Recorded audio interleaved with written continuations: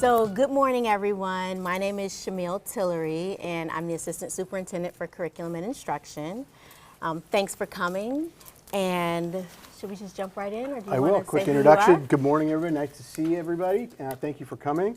I've done this. I'm Peter Tragos. I'm the new superintendent, and prior to that, I was in Chimille's role as the Assistant Superintendent for Curriculum and Instruction. I've done this presentation and picked up this report from Paul Sally, who's the retired superintendent who originated this report 16 years ago. And I picked it up when I came into his office, and he and I made a few of these presentations. This is the largest crowd we've ever had at this, so thank you for attending. We will try to give an overview of the profile report that you see here, and we'll also take some questions at the end. So with that, we'll begin with the profile report. And for those of you who were unable to get a copy of the report, it's being photocopied right now, so they will come up. And when those come up, Jill Cervantes is going to help just to kind of see who needs one. So if you just put your hand up once you see that she's received the copies, by all means, then you'll have a copy of the 19-page report. Before we get started, just so that I can get a pulse of who's in the room, how many parents in the room have students that are here, and the child here is your oldest child? Okay. And then how many parents in the room have already had graduates and you've gone through the college process? Okay, great. We're going to lean on all of you for some support as well. Peter and I both have sets of daughters, and we've gone through the complete college process as well. So we'll just share some personal parental light as well if you have certain questions. But I'll jump right in. So that you know, and Peter mentioned that this is the 16th year that this report has been given. And if you've seen some of this from the board presentation in September, then you'll get to kind of really digest it even more deeply. If not, then please by all means take this in and ask any questions that you have toward the end. So as Peter said, Paul started doing this report 16 years ago, and then Peter continued doing the report. And really the purpose of the report is to inform parents, the community, the board, students and staff about course-taking patterns in college matriculation. And just so that you know, this is not going to be like a math problem, do this, this, this, this, and that will equal this. This is just overarching, these are overarching course-taking patterns. I did ask about children. How many people have more than one child? Now, keeping that in mind, if you think of your children, for those of you who have more than one child, how many of your children are exactly the same? They think the same, they do the same things. People would know right away they came from the same parents, the same household. Okay, same here, agree. I'm saying that because as you're listening to this information, just think about that. So it may be a different fit depending on the different individual and the different child. So just please keep that in mind as well. So we want to provide some perspective on academic pathways and hopefully dispel some assumptions and myths as it comes to college. Because it's not a formula or a prescription, every student is unique. As we get to some of the college matriculation information, we also have members of our post-high school counseling department here. Jill Cervantes is the department chair. And we have Bob here, Bob Zigman, and we have Tom here as well, which some of you probably know some of them depending on your students. So just so that you know, although we had 868 graduates from the class of 2025, the data in this presentation is about the 794 students in the class who attended New Trier for all 4 years of high school. So they were here for all 8 semesters. And I know that you're probably aware it's a narrow scope, but it's also informative and it's useful. So this is just one perspective and one snapshot of a student's learning experience of their time here at New Trier. So it's just one dimension of the whole child. All right, we're going to jump into some profile information. This chart might be a bit overwhelming. I'm going to break it down throughout the next few slides. So the reason, just so that you know, just to make sure the community is aware as well, the bottom right corner has a Goal 5 icon, And that's because everything that we do aligns to our annual plan. And so this information about access and opportunity to rich and rigorous coursework for all students aligns to Goal 5 of the annual plan, which is part of our strategic plan. So this chart shows the distribution of students by level profile. A level profile is determined for each student in the class by counting only the number of core academic courses on their final transcript. So that would be English, math, MCL, science, and social studies. Those are the core courses. So in order to get a broad picture of a student's experience, only students who attended for the full 4 years are represented in this chart and all of the other charts that you'll see. Now, if you look here, you can see that this table shows an increase in students taking a single level profile when comparing the class of 2025 to 2024. The increase really is not that significant over an extended period of time, or it's potentially even flat. What I did, we mentioned Paul Sally, I did actually reach out to him as well, and we talked about the 10-year data. And as we looked at the 10-year data, that's when we realized that it's pretty much flat when you look at it over the years. But the data is interesting because anecdotally, many people think, including our students and our staff, they assume that more students are taking all level 4 or all level 2 courses than those who are actually taking those courses. So that's just a myth that's out there. Can I add something to that real quick? So this is an important part of somewhat of the origin of the report that began was around some of these assumptions that both internal and external about course taking patterns for students. There was some assumption, oh, everybody does this or everybody does that. You know, when we step away from it, we know that's not true. All of us do. But there wasn't really the evidence behind it to say, what are my peers doing or what is this particular class doing?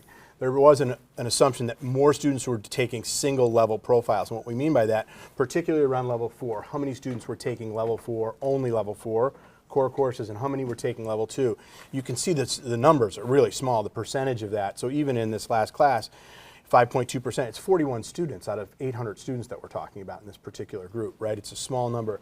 And you'll start to see this, and this is the key of the report, is students take a mixed grouping of courses. That's how the vast majority of students take their courses. So that's kind of its origin, and we've continued, and that pattern has stayed true over the last 16 years that we've done that report. So I just wanted to add that about the origin. That was a perfect segue to this slide. So this one illustrates the first of 3 trends that I want to highlight.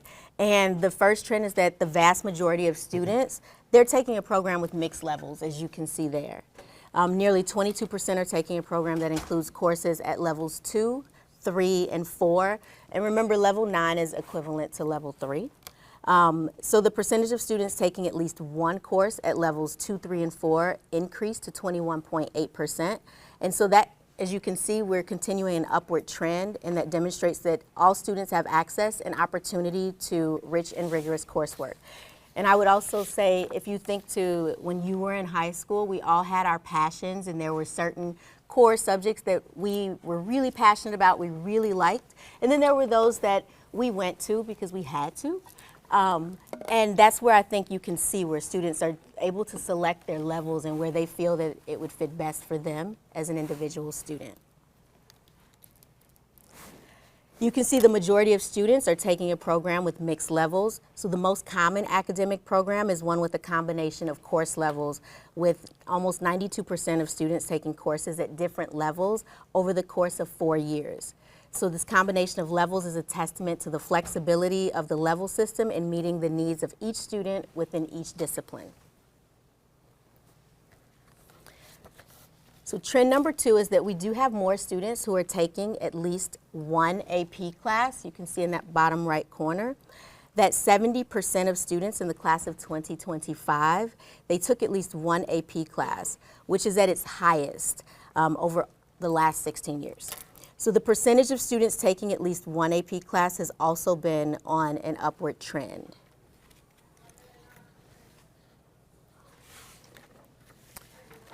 And now if we look at least one level 4, this is the third trend. More students are taking a program with at least one level 4 class.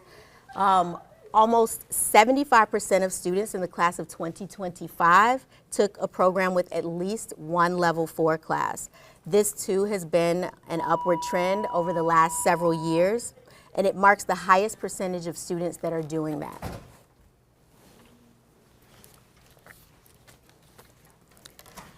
So what does this mean, and why does any of that really even matter? The numbers to us are not really a coincidence or a surprise. As I shared at the beginning, Initiative 5 of the annual plan focuses on access and opportunity to rich and rigorous coursework for all students. So one example of expanding opportunities for students to take AP classes is with AP African American Studies. During school year 24, so when we say in educational jargon school year 24, that's the 23-24 school year. So this school year is technically called school year 26. But in school year 24, that was the first year the course was offered, and we had many students who were in that class who had never taken a level 4 and obviously never taken an AP class. And they didn't perceive themselves, in their mind, they felt like, well, I'm not an AP student. They were encouraged to take the course. During that school year, there was a 100% pass rate on the AP exam. A pass rate would be considered a score of 3 or higher, and the average for that group of students was 4.3. Last school year, which was school year 25, there was a 100% pass rate for that course again. And remember, these are kids who in their mind, they felt like they were not AP students, and their average score was 4.44. So we have more students who have an opportunity to take honors and high honors courses, and we're seeing tangible evidence of annual plan goal 5. And just to Oh, sorry. And just to dispel another myth about that, AP classes are not being watered down. The curriculum is not changing. They are equally as rigorous as they've always been. So even with some of the students who felt like they did not belong there, they've learned that they do belong. And we have phenomenal teachers who are working with students, who are encouraging them, meeting them where they are, and really helping to kind of push them and pull them along at the same time. And again, it's still the same high bar and the same high standard. So a combination of levels, I would say, is a testament to the flexibility of our level system and meeting the needs of each student within each discipline. And so this just demonstrates all of the flexibility that we have, that we offer for our kids, because that's what we want to do for all of our students. It also demonstrates the interest amongst our students to challenge themselves in high honors courses, and the manner in which our staff and systems encourage and support students in challenging themselves academically. And I have to say, as a mom, I remember when my daughters were in high school, people don't mention this often, it's also a testament to parents and parenting and encouraging the kids and dealing with all of the ups and downs of teenagers and adolescents, depending on if your kids are not perfect like mine were not, depending on who walks in the door, comes back home that day, or who's in a good mood and who's in a bad mood. I don't want to underestimate the power that all of you have and the role that you play in the success of your students. That's not part of the data, it's just, I've lived it, so I think I know it's true. So this chart right here shows the distribution of students by the number of core academic courses taken per year. So I'll break this one down too. And Peter, jump in if I miss anything. Will do. I think you got it, but go ahead. So academic programs, they vary to meet each student's needs, and it's generally recommended that students take 4 or 5 core academic courses per school year. Typically, the highest concentration of students take 16 to 19.5. That's broken down by, like when you think of the credits, 16 to 19.5, or between 4 and 5 core academic courses per year. So 52.5% of students in the class of 2025 took courses in this range.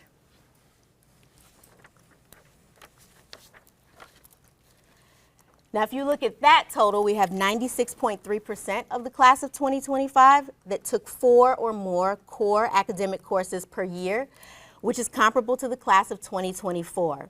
The number of core academic courses taken over 4 years is only one metric amongst many that's used by colleges and universities to determine the rigor of a high school student's academic program.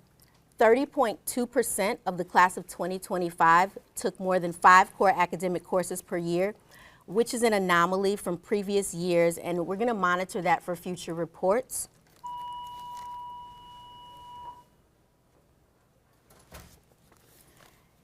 Electives are also equally important, and as you ask questions, I will make sure that Jill's able to speak to some of this when we finish. They're very important to the comprehensive learning experience for exploration, for passion, and career and community connected learning. So this table shows total elective courses taken over 4 years.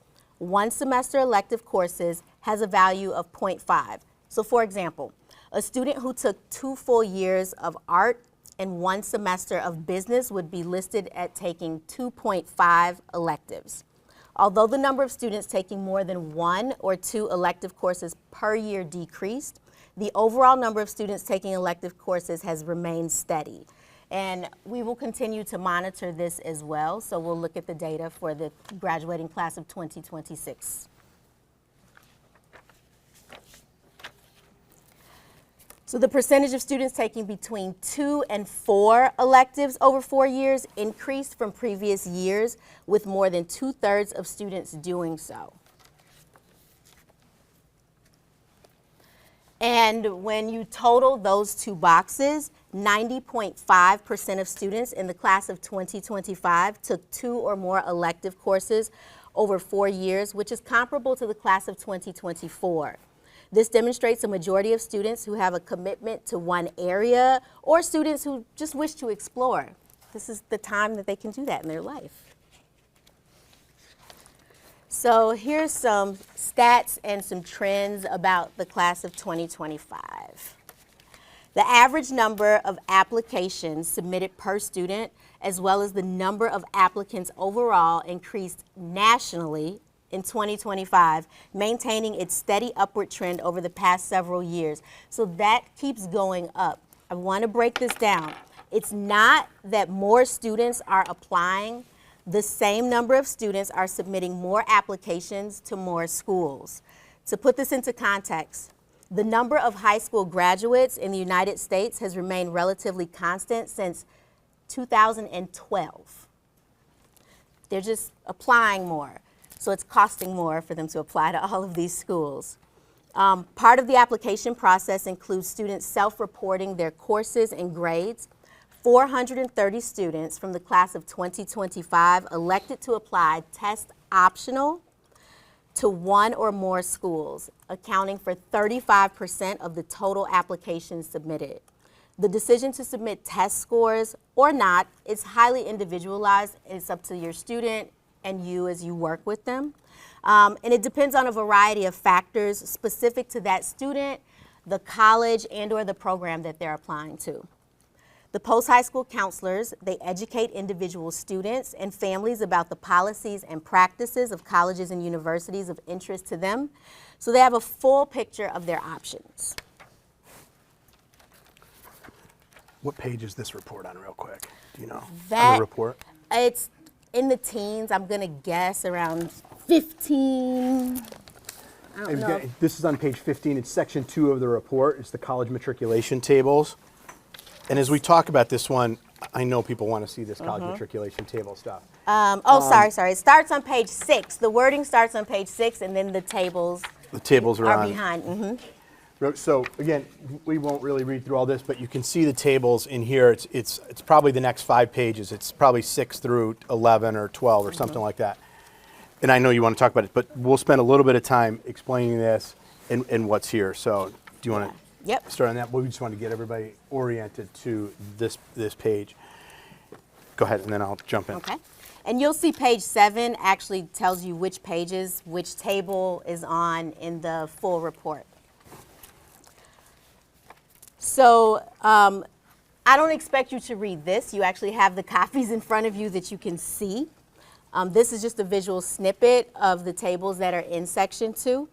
The data in this table represents students who attended New Trier for 4 years and colleges where at least 5 of those students are attending.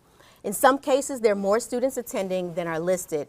For example, the table indicates that 16 students who attended New Trier for 4 years matriculated to Oakton Community College, but there are a total of 21 students in the class of 2025 who are attending Oakton. Remember, the report, these numbers are showing the students who were here for all 4 years.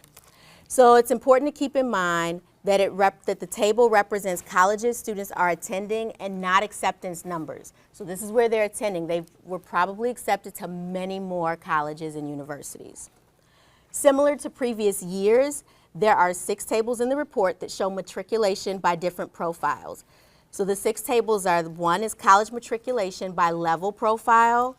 The other table is number of core academics. The third table would be the number of AP classes. The fourth table shows the number of elective classes. The fifth table, colleges attended by football conference. And the final table are all colleges attended by students in the class of 2025. Can I jump in on a couple of these Yep. tables? So one of the things to note about these tables and really emphasize is these are matriculation rates, not the number of students that were accepted. So just look at the top line. University of Illinois has 88 in that class, 88 students matriculated there. We had way more students accepted there. I think you all get that. What you can start to key these tables to is what Chimille was talking about earlier in the report. So the first one right here is the level profile, and Chimille detailed that at the beginning. You can see if you just, let's use Illinois, it's just on the top line there. The way to read that left to right is, this is the level profile at which students took their core academics. So from left, 2 is students who took only core academics, the 5 core academics at level 2. The next column is 2, 3, so more level 2 than 3. The next column is more 3 than 2, and then only level 3, and then a mixed combination of 2, 3, 4, and then more 3 than 4, more 4 than 3, and then only 4. We all tracking that right now? Check for understanding is hard in a group of 125. So that's how you read that table. You might be like, what's 23? For us, it means more 2 level than 3 level. So that you can key that to, I don't know the table number in there, but earlier in the report. And the same thing you can do with the next series of tables as well, as start to key it to the earlier reports. The whole idea here then is, you know, there's how many colleges are in this thing? 46? 46 on these matriculation tables. Students went to way more college, and you can see that later in the report. This is where 5 or more students matriculated. We don't use it for lower numbers, 4, 3, 2, 1, especially the onesies and twosies. It discloses a whole lot of potential personal information. If we have a one student who goes to Drake University and that school, you're like, oh, my neighbor went to Drake. And it's like, I know that kid, now I can look at his whole profile. So we do it just to keep some level of confidential information. It's a lot harder to do with 5. So we've set the mark at 5 is our number. Again, many students, of course, going to dozens of other colleges. So I just want to make sure we're all kind of oriented to what's here and why it's only 5 or more. So that's the way we start to do that. So, sorry, No, maybe you that's wanted to say perfect. more about No. the tables, but Perfect. okay. Thanks. And so to dovetail from there, overall, all of the graduates in this report are attending 193 different colleges or universities. So while informative and interesting, the tables are one-dimensional and can't capture the individuality of each student, nor the multi-dimensional nature of the college application or acceptance process. As with any data concerning colleges, a variety of factors determine where students are accepted and where they enroll. The matriculation tables are by no means a formula for admission to a particular college or university, but they provide a perspective on a variety of pathways to any one school. I've never met this author that I'm about to talk to you about, and I'm not getting any kickback for plugging his book, but I was able to read Jeff Salingo's most recent book. This book was just published in September, so just last month. And I just thought, oh, I wish I had this book like 10 or 12 years ago when my kids were in school. In this book, he postulates that choosing a college is about students finding a place where they can thrive, learn, and become the person that they are meant to be. I really liked that he talked about that. I felt I was a little late with it because, to be totally honest, and I'm guessing you guys are much better parents than I was, but I figured out my daughter's lives, both of theirs, before they were born. I knew what they were going to do, where they were going to go, what their career would be, all figured out. And clearly, we don't have total control over that. So that he talks about things like that in the book. It's really a book I think that will resonate with parents. He recommends that students visit a liberal arts college in a rural town an urban university, and a public flagship university with big time sports within a few hours of home, whether they want to apply there or not, just to figure out what they like and what they don't like, if they think that one of those places or schools like that might be a good fit for them. His research shows that informational drive-bys, that's what he calls them, they often lead to shedding preconceptions and misconceptions about brand names and prestige, and broadens one's understanding of what makes a good college for the individual student. And so I love the quote that our post-high school counseling department uses, and they're always reminding everyone, and it's a quote from Frank Sachs from the Blake School: "College is a match to be made, not a prize to be won." And I think this book is very helpful in just reading about that and just kind of getting some ideas and potentially even creating conversations that you can have with your student, just to hear a little bit about, you know, what they think and what they may want. And that just leads us to probably what you really wanted, the questions. So we're happy to take questions. We ask that anyone write down the questions. We'll collect them and bring them up. If you don't have a comment, let us know. And also, we apologize that for the people who did not get the handouts, we usually get, 25 people. We counted, we have almost 100. Oh, So I Great. appreciate everyone. Does anyone else have a? Maybe raise your hand if you have a question. Raise your hand if you have a question. Usually we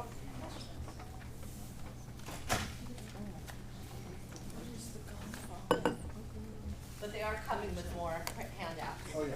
And these questions may prompt some more questions. Yeah, too, exactly. so. Please feel free. If you hear something,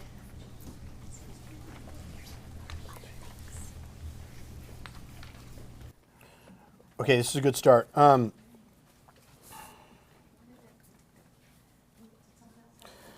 the question is, first question is, how do students take more than 20 core classes in 4 years?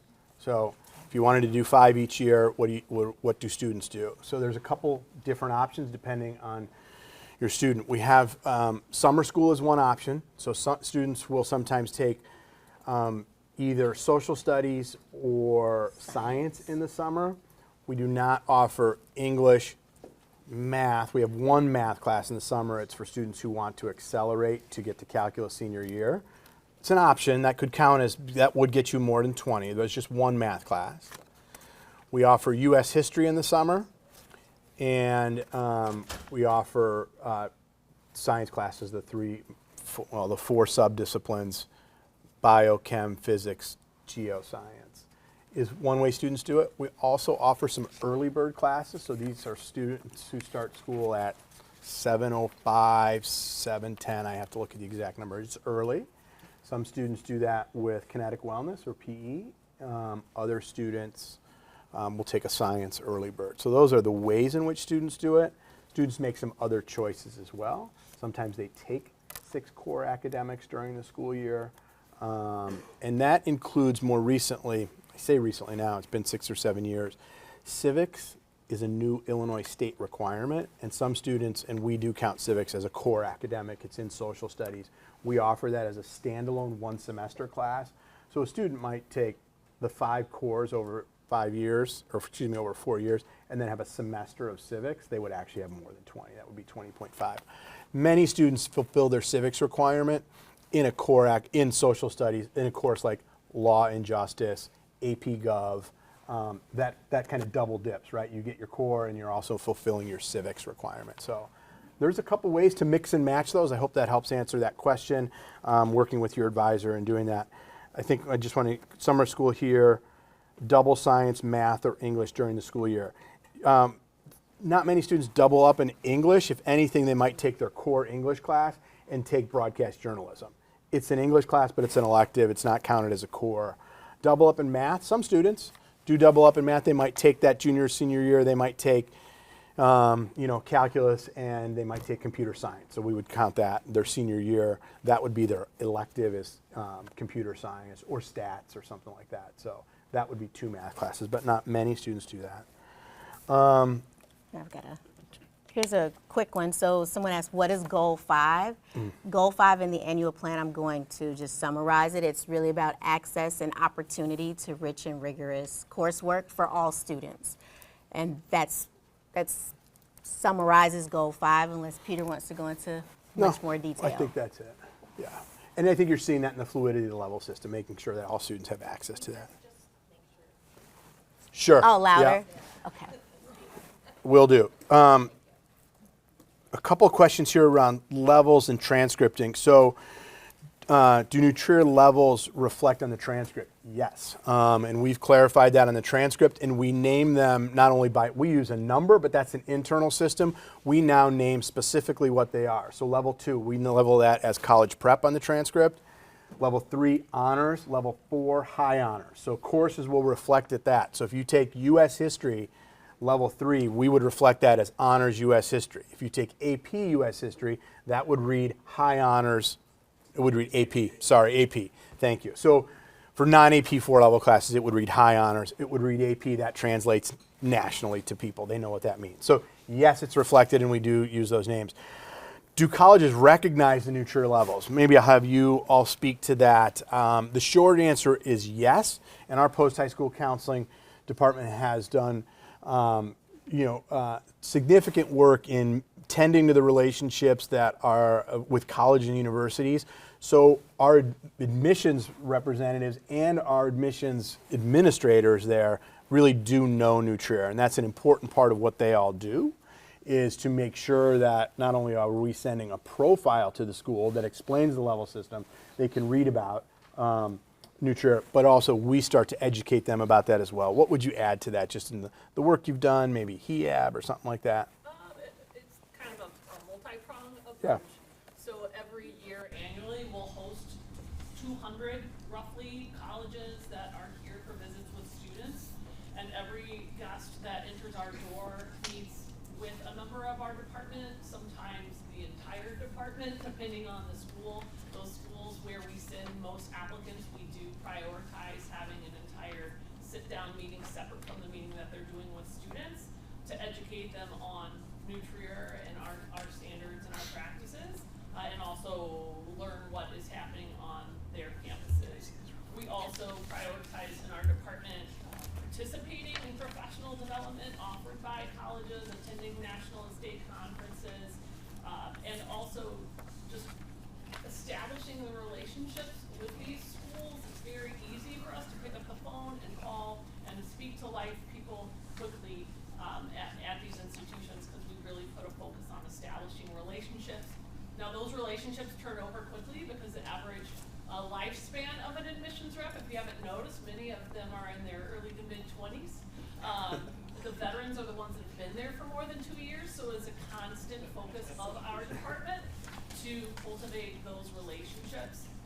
As Peter mentioned, last spring we hosted our first ever higher education admission advisory board. Actually, Tom Schrock here spearheaded that event. We hosted 14 universities for a day and a half here at New Trier. It's really rare that a high school get to offer something of that variety, but it was such a rewarding experience for us to be able to have time with those individuals. They were top level administrators in enrollment management at their respective institutions. There were 14 universities ranging from various types and sizes and locations, but it was such a fruitful experience for us to be able to share with them some of the new initiatives that we have happening here at New Trier, gather their feedback on how to best implement these new ideas, while also just showcasing the value of New Trier and what we're able to provide to our students. I think something else to note too, to emphasize, is that the students, you're all students, your children, are also carving the path, right? We're really fortunate enough to have nearly 1,000 graduates every year, enrolling at hundreds of different universities, and the way universities create their own data, much like our profile, it's like that, but on steroids. So they also know from their end of things what's working, what's going well, how their enrollment and recruitment is looking and panning out from their various feeder high schools across the country, so they have the benefit of such an incredibly talented community going to wonderful various institutions across the country. They know us well just from the sheer volume they're getting, not only from applicants, but also from enrollees as well. So that's a testament to the community too. Great. And I'm going to ask you, post-high school counseling, to answer this. Maybe you can talk about the interest. So this question is, what has been the trend in application/interest in liberal arts colleges versus large public universities? Because we don't have the interest, that's not in the report as far as the interest. I don't feel like there's a trend right now. I would say generally for a school of our size, it's sometimes a challenging conversation for students to consider schools that are smaller than our school, which is most of liberal arts colleges. But it is something that we're always trying to facilitate in our counseling and conversation with students, kind of like Dr. Tillery referenced in Jeff Salingo's book, the idea of let's just go take a look.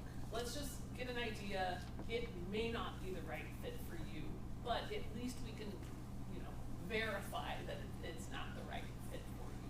But it is something that comes up in conversation, and our counsel is hopefully articulating for students what are some of the differences between those types of institutions and how that could affect their academic or social or even the financial fit based on that institution type. Good. Thank you for that. I will, a question around tracking and publishing admittance percentages from schools in Table 2. We do not publish that, the percentage rates. Was that in Naviance at one time or no? Well, so Or maybe. currently we use a platform called My Learning. You all should have access to that platform. If you're sitting here going, no, I don't, here's an easy way to do it. If you are on New Trier's website, under Quick Links, you click on My Learning. You as parents have a username and password. Your username is whatever email address you received New Trier correspondence from. And then you can click Forget Password. It will send you a temporary password to be able to log into the system. If you had older students go through this program, I think it's now been 3 years since we've had Naviance. My Learning is very much like Naviance 10.0. So it houses all of the same admission data in terms of showing for New Trier applicants seeking admission at these institutions, how have our students fared in the past. So it does show admission statistics. There's a variety of different graphs. There were the traditional scattergrams are still available in My Learning. They also have, I love, they have what are one-dimensional plots, so you can even see, like, based on my grade point average, what is the mid-range admit from New Trier to this institution, or you could do a one-dimensional plot based off an ACT or SAT score and see if you fall within those mid-ranges. There's a variety of different ways that it slices and dices that data. Again, it is one-dimensional though, right? And so that's part of our counsel, again, is talking with students and parents about how to interpret what you're seeing on those in the data. Yes, please. And Jill said the key word here too is from New Trier, because the data that you're looking at is based on New Trier applicants, New Trier numbers, and that's how you want to look at it. They're not throwing in national averages. GPAs vary so wildly across school to school. It's really valuable for you as parents and our students to see that data relative to what happens at New Trier, because that's the context they're applying the knowledge to. Great research. So there was a question about GPA, and you've already answered it. It's on My Learning where you can find that. So I'll just come grab it.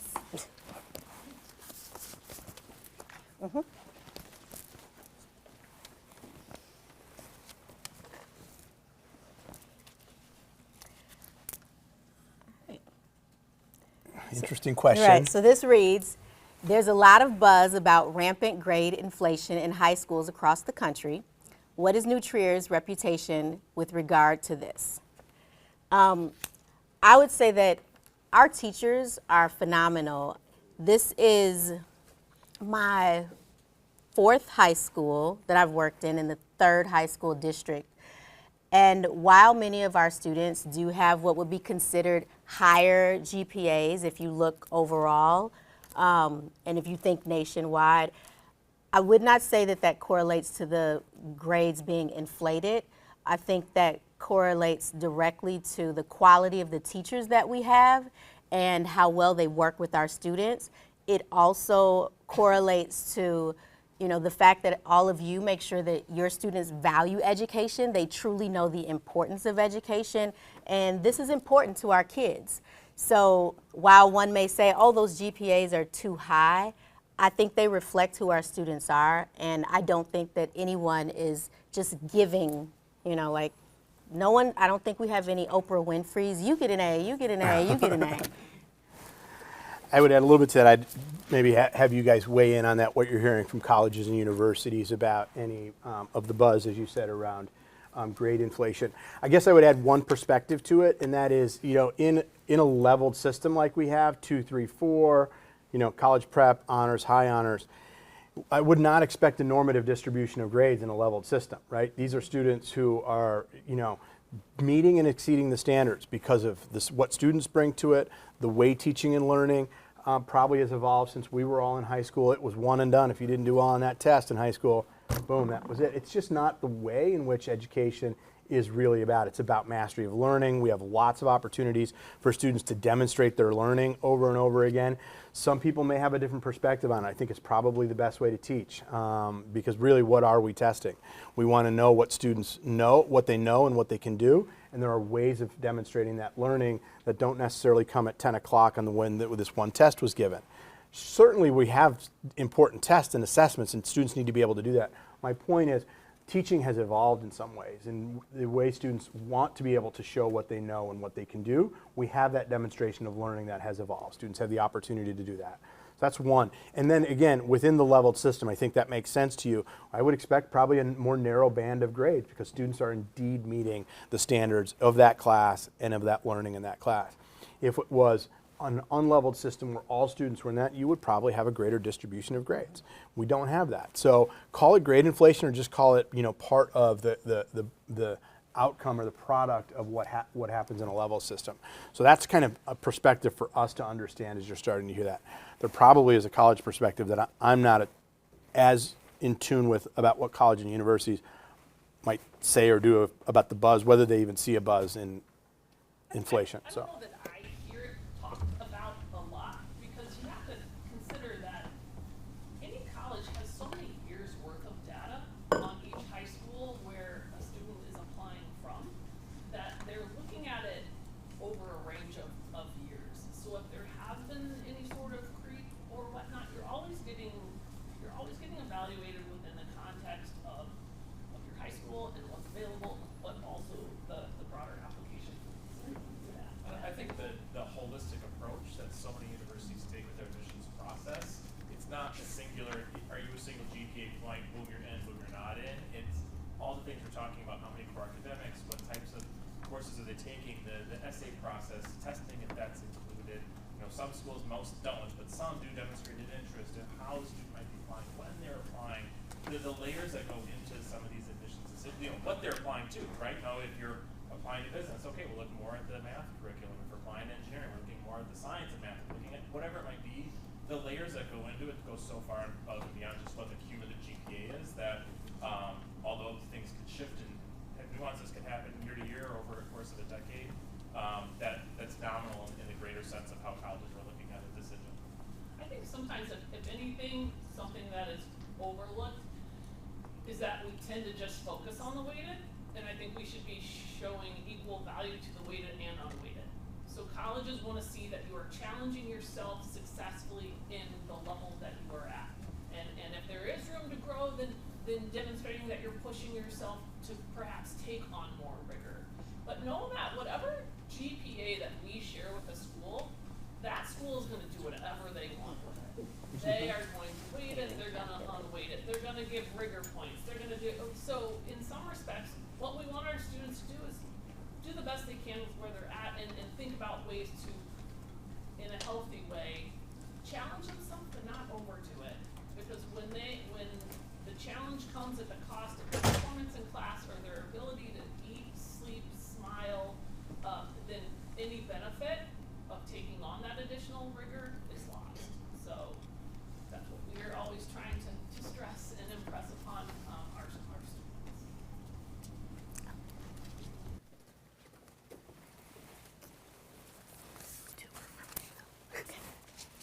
Let's see.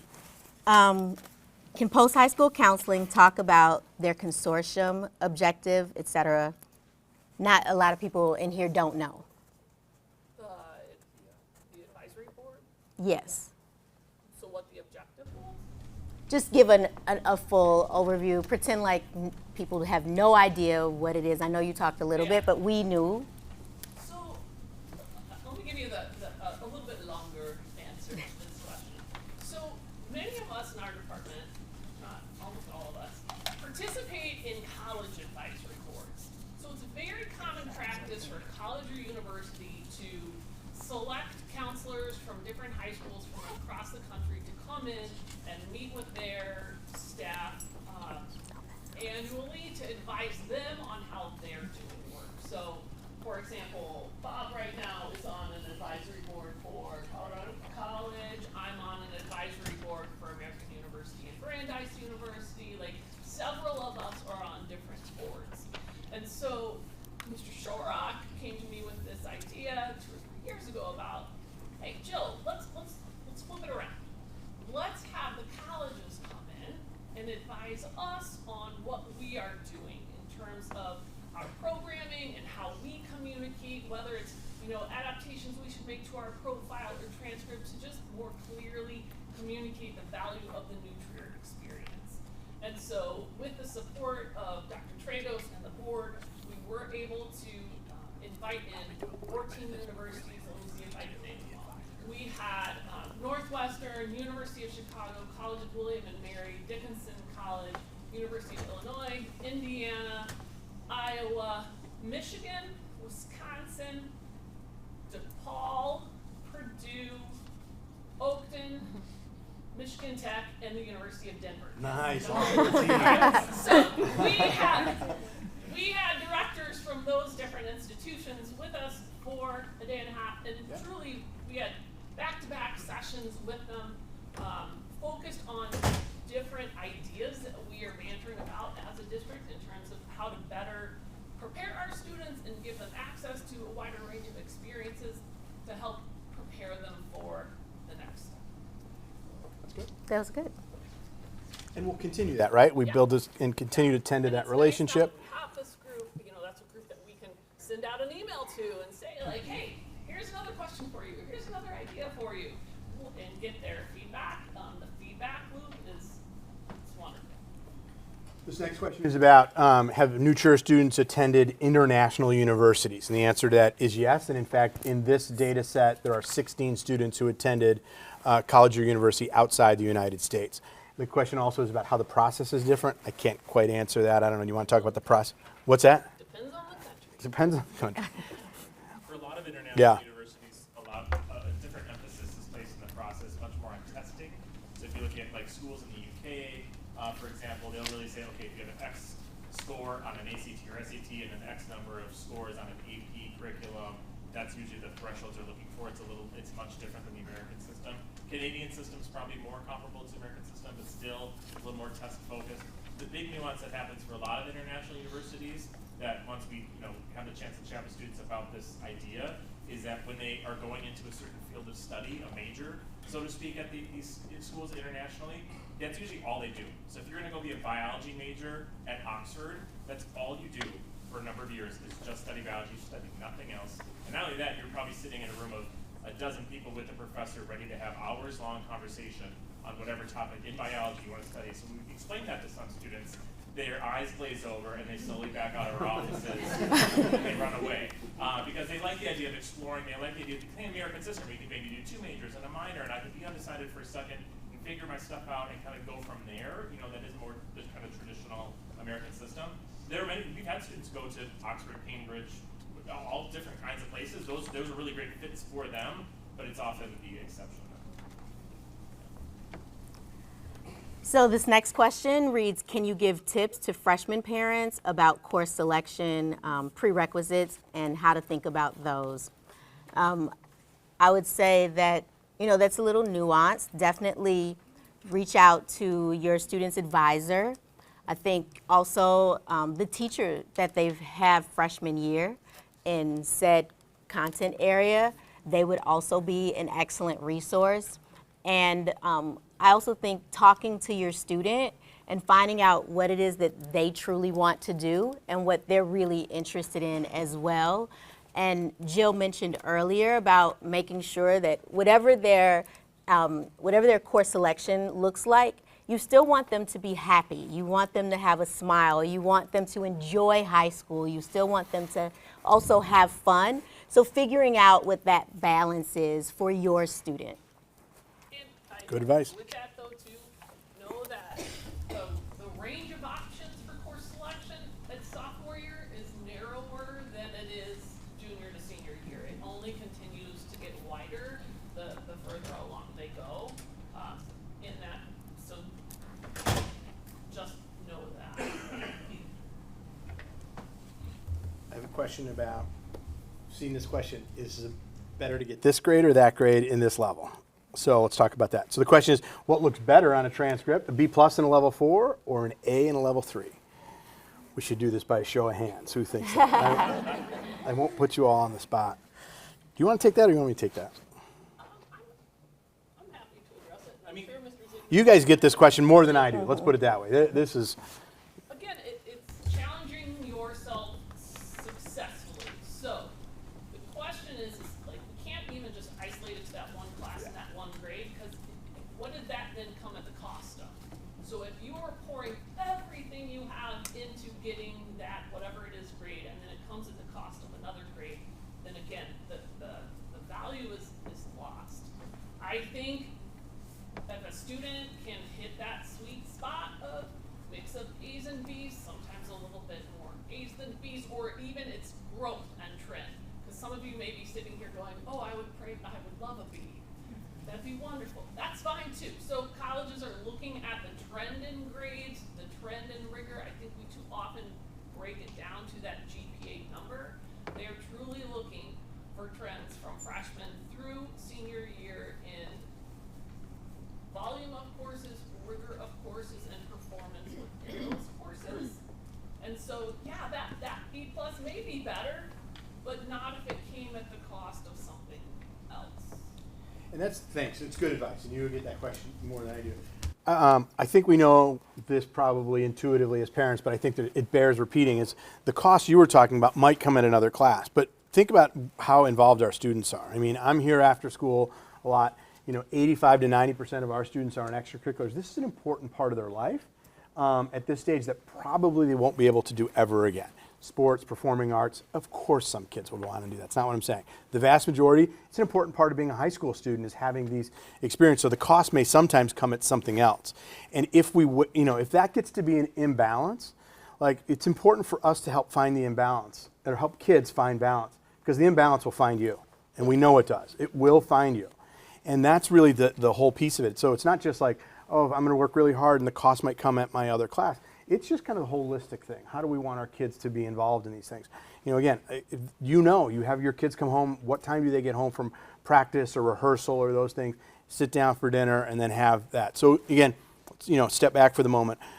How do you kind of do both and, right? Not necessarily do it all, but how do you do both and? How do you, have some feelings of success, some feelings of fulfillment, both in the classroom and that. And it comes from that balance. The way you're talking about, probably the mix of some of those things, right? So. I want to reiterate too the value of elective coursework. Yeah.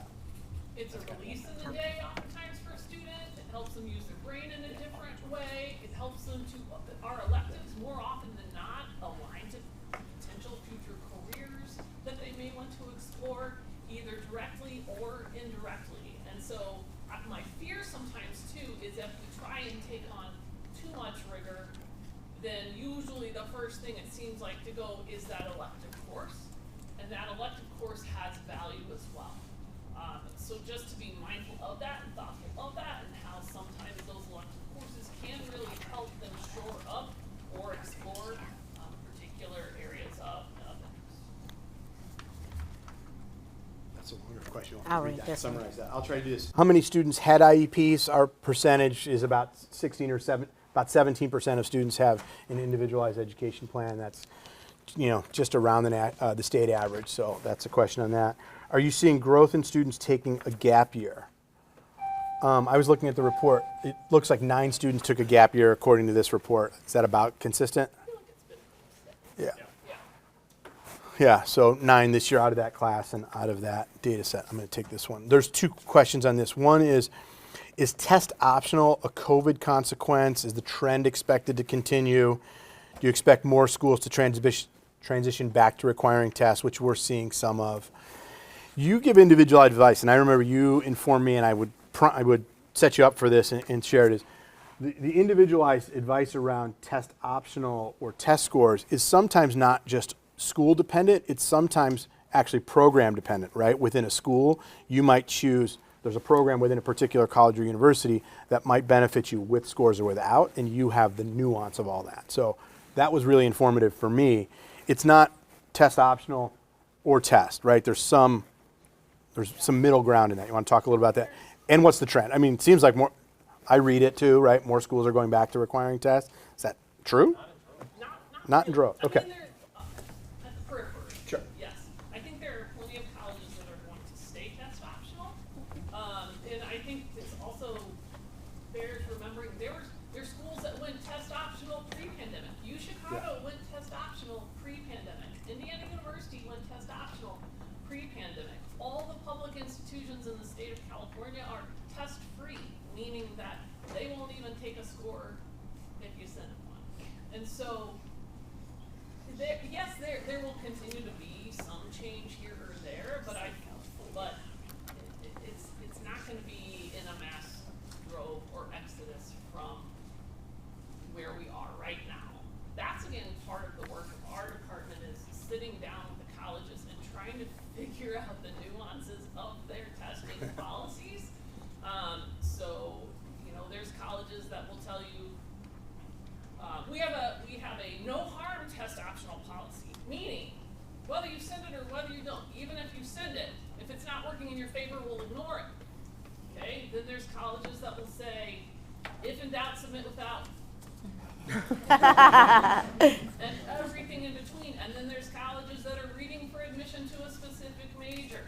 And so if you're applying to computer science at Illinois versus social work, whether or not you should send a score is going to vary greatly.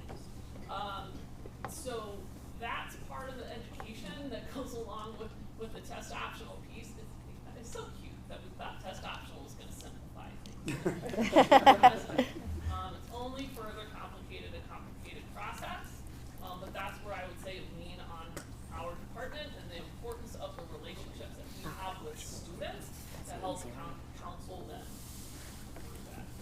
And the data is showing too from universities that they are comfortable and happy with their test optional policies. So for example, last fall's freshman class at Michigan, a place I'm sure no one's heard of, they had about 2,200 of their new freshmen not send a score at all. That accounted for about 30% of their freshman class. And that doesn't even include the data of those who applied and were admitted without a test. So it's not like, you can go test optional, but we're only going to admit the kids with the test. The data is simply not showing that whatsoever. And the conversations we get to have with all of our college colleagues and friends is that they like it. It's a freeing thing for them so that when they have this holistic process, so they really enjoy reading about an applicant through their essays and written letters and stuff like that, they're not being hindered maybe by an internal score threshold that a certain faculty member wants them to hit for a certain program, that test optional flexibility is really working to their review advantage. I've got a couple about summer school.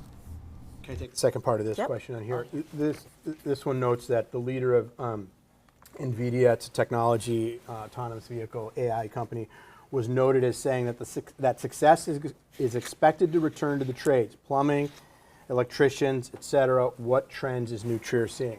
I don't know who wrote this. I think I read that the other day. I think the headline of the article was, the world's next millionaires will be plumbers and electricians.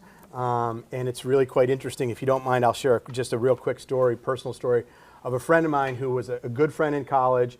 I went away to college. He stayed home and went to trade school in heating, ventilation, and air conditioning, so in HVAC.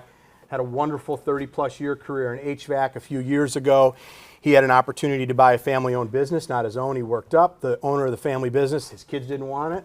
My friend stepped up and said, I think I'll take that risk. He bought this company 5 years ago. Some of you may be following the trends that private equity is buying up boring businesses like HVAC, laundromats, and other kinds of things. I'm telling you, 3 weeks ago, he got paid. He got bought by his company got bought by a private equity firm. They rolled him up with a bunch of HVAC companies and electrical firms, and good for him. Couldn't be happier for this guy. So I'm not suggesting that's all the path of your own kids. Who could have possibly predicted that this would have happened? When we graduated in the 1980s from high school, that would have happened. I'm so happy for him. He's happy for himself. Trust me. I mean.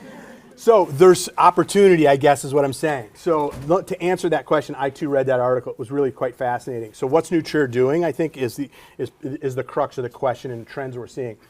I don't think we're seeing more students necessarily pursuing the trades in the ways that this is. It doesn't mean we won't, and it doesn't mean we don't have students who do it, because they do. We have done a few things here. We have a couple new courses over the last few years. We have a course called Skilled Trades and Emerging Careers. So that is a course, it's an elective in applied arts. So this is an opportunity to be exposed to some of those trades. Some of our students, actually we know this from years later, might actually pursue college. When you're in a school that has a 97% matriculation rate to college, you kind of swim with the school of fish that go to college. That's not necessarily true that they necessarily graduate. Students will pursue other things. Maybe they do find the trades. So sometimes we find it later. But we do have some things internally where we're doing that. And then my last thing, what are we doing, is back to the annual plan. Goal 1 in our annual plan is about career-connected learning and future programming. So we're trying to do more, and schools are starting to do more of this, to help students discover what opportunities do exist post-high school in career planning. And it's not as if they're choosing a major. They're not choosing a career. They are finding out what opportunities exist, and we're trying to provide that programming for connecting what talents they have, what they're interested in, what they might be good at, how that translates to a career. Let's assume all of our students, when we talk about career-connected learning, sometimes people assume that we're talking about voc ed or we're talking about trades, and that's not necessarily the case. Our students will have a career no matter what field they're in, right? If they're interested in math and science or the STEM fields, they'll have a career.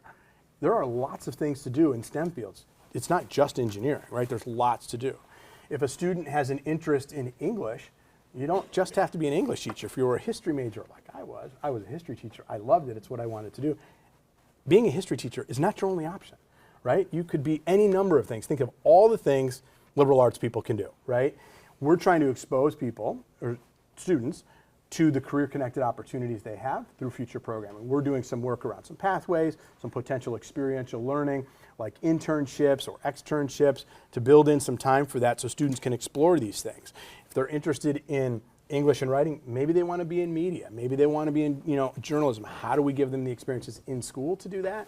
So we're opening it up. So not a direct answer to this question, because this was about trades necessarily.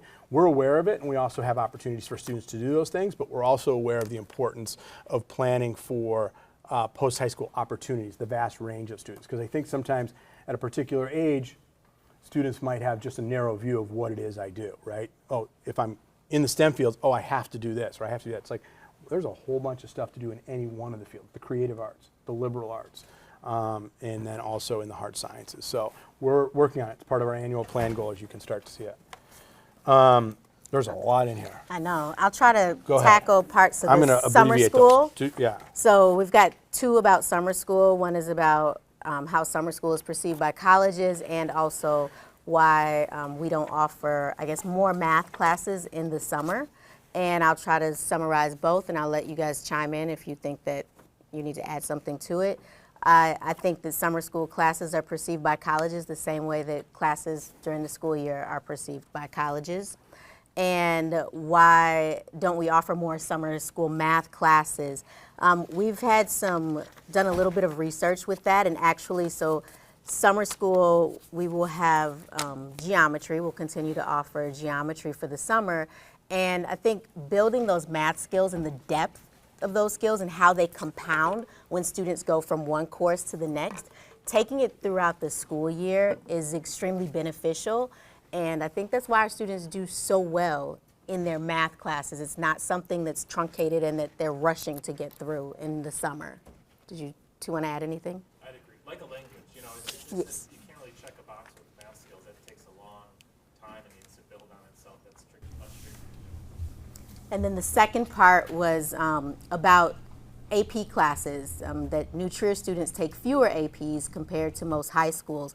I will say that our students every year since I've been here, so this is my 8th year here, so the last 7 years, our students take more than 2,600 AP exams. So I don't think that we take fewer, or our students are taking fewer APs compared to other schools. I think maybe this question is really tying into the fact that our students take AP classes as juniors and seniors, and you're thinking of places where some students are able to begin taking an AP class as a freshman or a sophomore.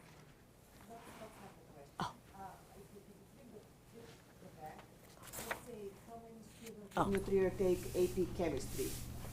How many students do you think take AP chemistry at New Trier? So I don't have the number. Okay, it's between 50 and 70 students. So that's a very low number for Yeah, in way comparison more than that. to like all high schools, probably not just the state but nationwide. So we do have. It's the same with many other classes because I requested that information, so I have the official record. So AP statistics, it's probably about the same. So maybe 60 or 70 students would take AP statistics. And all the numbers are really low at New Trier. So I think, in my opinion, that's very limiting. Because when these students go to college, the students from other high schools have taken more AP classes, and these classes are relevant to college. So our students are really behind when they get to college. So I'm wondering what other parents think about that as well. Yeah, let me just address that real quick for the number of students taking APs. So yes, we have 11th and 12th graders. You're citing low numbers for AP statistics. Nearly 99% of our students take 4 years of math. So and those students are taking 5 core academics, plus KW, plus an elective, because that's an important part of their day. AP Stats is actually not, it's a great class. It would be an extra class for our students because they're taking calculus senior year, they're taking pre-calculus senior year. So the room they want to make in their schedule, it's a scheduling issue for them. They're already taking the 5 cores. They're taking an elective at 6, KW 7. They have a free period in their day. I mean, this is how they make schedules. So unfortunately, AP Stats doesn't replace their other class. They want to take pre-calc and then calculus. AP Stats is like an elective to them. So that's the few students who decide to do that will take that elective. That's part of the choices they make just based on our schedule in doing that. But yes, we do have 11th and 12th graders taking AP classes. There are so many students that go and study business. So these business students, there's a large number of our students that go to business schools. So they do need the statistics for business schools. So if they go to a different high school that's not New Trier, most likely they're going to have the opportunity to take that class. And here, basically, they're kind of limited, and they don't have that opportunity. And it's the same with chemistry. At other high schools, so many more students would take AP chemistry, but here it's like a very small number, maybe like 60 students, right? You probably have 2 sections of AP Chem. So maybe the school can think about changing that. I appreciate that. And my point is what other parents think about that. Thanks, Jill. Well, I was just gonna say, the vast majority of colleges of business prefer AP calculus over AP statistics. So if But you you're are only choosing- talking about admission. I'm talking about when students get there, our students are kind of behind in comparison to the pool of other students that are entering the same school.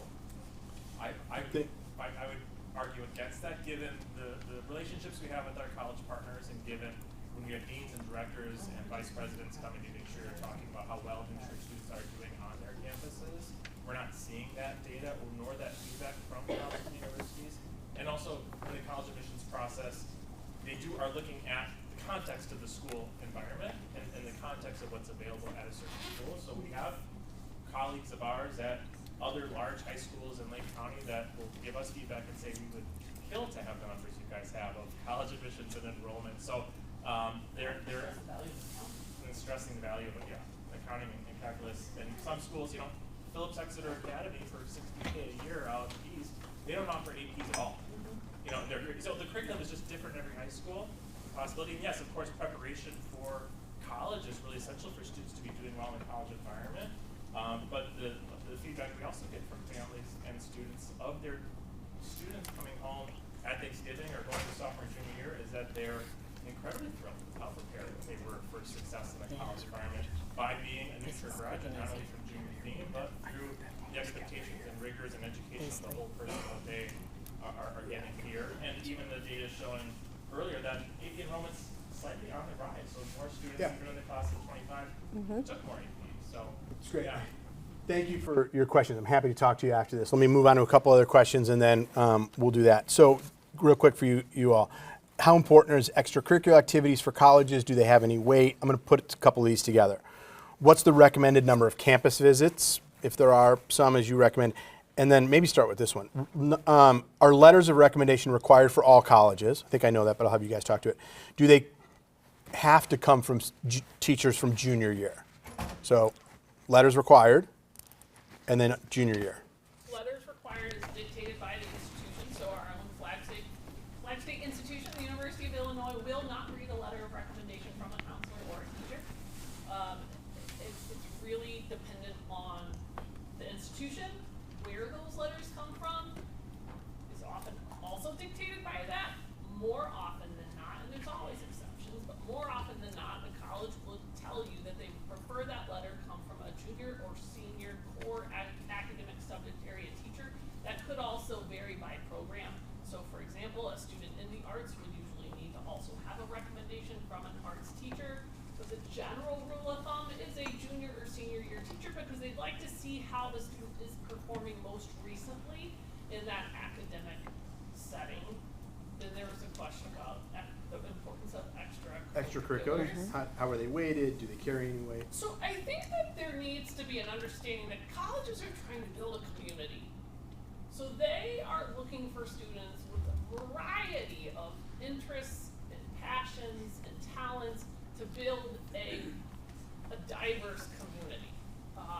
And so that's where extracurriculars come in. There is not a magical list of activities to participate in. It's okay to really specialize in a specific area of extracurricular if that's your interest. It's okay to explore and dabble around.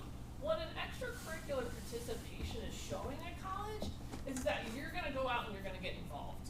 They don't want students that are just going to come to their campus and sit in their room and study or watch Netflix. They want students that are going to make their campuses a more engaging place to be. And so at a school like New Trier, where we have hundreds of different clubs and activities just in our school alone, let alone if you consider all the opportunities in our greater community, if you have chosen to not participate in something, and that something could even be driving around your younger sibling to practice because that your family needs that. Like, if that student has not participated in something outside of class, it makes them question what you will do when you get to their campus. And so that's the value in the extracurricular, is just showing that you have some other interests. But that's Good. Is there a rule of thumb for the number of campus visits? Oh, boy. No, I think that really depends on the individual student, family. Sometimes more is too many. Myself have echoed Jeff Salingo's talking point about, even if you aren't interested in the specific institutions, we are so fortunate that within a 3 to 4 hour drive of the Chicagoland area, we have examples of all those types of universities. So using that as a weed out system to be able to figure out the type of school that a student might want to consider, and then moving from there to see specific institutions that might then check some of the other boxes for a student. I will say, some students are not ready to do this yet. Developmentally, some students are not there until the junior year. And I understand that sometimes we're trying to start this earlier and start the conversation earlier, and some students are just worried about at lunch with that day, all right? And so just know your student and know where they're at and wanting to have that conversation, and it does get to a point where sometimes it is gonna need a little bit more of a push. But I think appropriate number? Ugh. I think probably less about number and more about timing, what works best for the family, and maybe trying not to push it off, finding that sweet spot. You know, thinking, okay, if your student is really heavily involved in the fall with activities, and maybe they're lighter in winter and spring, or vice versa, getting ahead of that. You know, if your brother or sister wants to do a family trip to somewhere fun and tropical when your student's a junior, maybe say, you know what, we're going to go to check out East Lansing instead and see what that weather is like. There's some sacrifices you might have to make at certain points, and just finding that right balance that works really well for your family. But I do fear that sometimes too many can get overwhelming. And so often you will find that you're going to hear about the blue lights on campus, that you can press the button and have a security officer there within less than 2 minutes, and you're going to hear about the interlibrary loan program, and you're going to hear many similar themes on all these campus visits. Sometimes they end up learning more together than they do differentiating from themselves from one another. And so I would just say a healthy number, 30 to 40 feels like too many, right? So like 5, 10, 15, that might vary depending on your situation and your resources of time and money to be able to explore some of these places. One silver lining of the pandemic was that colleges greatly expanded their virtual offerings.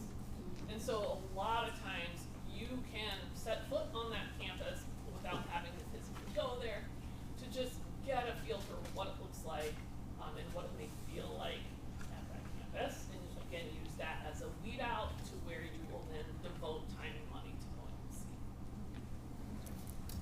Question about choosing a course of study or a major. How important is it for a student to decide on a course or major, and at what's the right grade? One, I don't think there's a right grade to decide. I don't know. Do you want to talk a little bit about it, or? By and large, I say if you're undecided, lean into that, because there are plenty of schools, the majority of schools, where you don't need to have decided that, and it's just not realistic for most students to have decided that. Now, if we're talking about This will be our schools in the last UK, question. We're saving this one for maybe a last. handful of schools here in the U.S., you need to decide on something, but it's the exception, not the norm. I think it'd be great, just common sense to lead the way. I had a meeting with a student, and their parents were there for an IEP meeting yesterday. The student is excited to study business and maybe international business in college, even though he hasn't taken a language in sophomore year and he's getting C's in math. So there's nuance there that maybe they can think of an idea, but also we can kind of talk through them and say, what is the best fit, at least to start. If that's your future goal, great, but maybe let's not lead with that. Maybe let's work to your skill set now as you're building the other skills that maybe a certain major or program would want to see from you. So we have lots of those conversations throughout the process too. We're going to wrap up here as we get closer to 11:30. We'll wrap up with 3 questions here. One is who made the policy of AP junior and senior year? Where did it come from? It's been a long-standing practice at New Trier. These are college-level courses, and when we started doing this, it predates me. Let's put it that way. So, if there's any history before that, I don't know it. One is these are college-level courses that students are earning college credit for, and when at that time it was decided 11th and 12th graders is the right age for accessing college-level curriculum, and it's taught at that level. So that's been it. New Trier is probably unique in this and compared to some other ways, and I'll go back to our level system. So New Trier has a high honors level system. Most schools do not have that. So we have college prep, honors, and then we have this other level at high honors.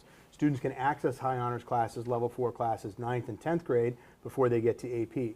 In many schools, the only curricula they have is college prep and AP, or college prep and honors, and their honors curriculum is by default AP. So that has to do with all sorts of issues, or local issues of the school district.